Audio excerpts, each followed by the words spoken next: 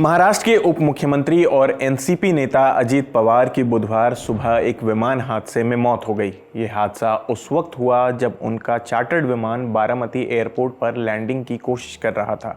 इस दुर्घटना में अजीत पवार समेत कुल 5 लोगों की मौत हो गई। इस हादसे को लेकर अभी तक जो वजह और जानकारी सामने आई है उस पर बात करते हैं।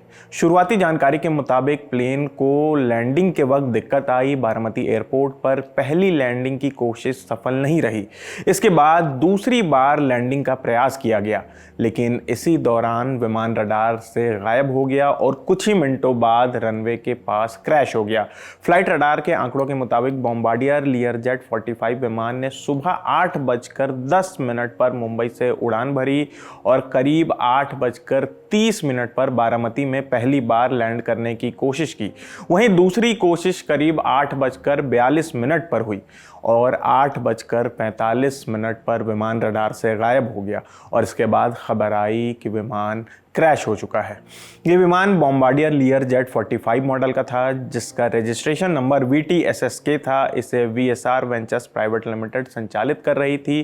प्लेन करीब 16 साल पुराना था और आमतौर पर VIP और कॉरपोरेट, छोटी और मीडियम दूरी यात्राओं के लिए इस प्लेन का इस्तेमाल किया जाता है। VSR एविएशन के मालिक VK सिंह ने इंडिया टुडे टीवी से बातचीत में कहा कि विमान पूरी तरह सुरक्षित था और उसे अनुभवी पायलट उड़ा रहे थे।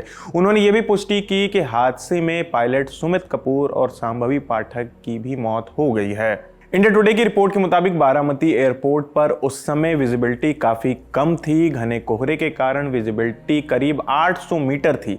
एयरपोर्ट पर नाइट लैंडिंग की सुविधा नहीं थी। इन्हीं हालात में प्लेन लैंड होने की कोशिश कर रहा था। हादसा इतना बड़ा था कि शवों की पहचान करना मुश्किल हो गया था।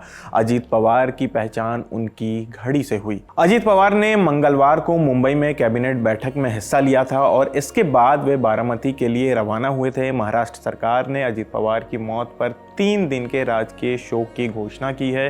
हादसे पर प्रधानमंत्री नरेंद्र मोदी ने सोशल मीडिया प्लेटफॉर्म X पर शोक जताते हुए अजीत पवार को जनता का नेता बताया और कहा कि उनका प्रशासनिक अनुभव और महाराष्ट्र के प्रति समर्पण हमेशा याद रखा जाएगा। वहीं अगर बात करें मुख्यमंत्री देवेंद्र फडणवीस की, तो उन्होंने अजीत पवार की मौत को महाराष्ट्र के लिए बहुत बड़ा नुकसान बताया। उन्होंने कहा कि ऐसा नेतृत्व तैयार होने में सालों लगते हैं और यह हादसा राज्य, परिवार और उनके लिए व्यक्तिगत तौर पर भी बेहद दुखद है।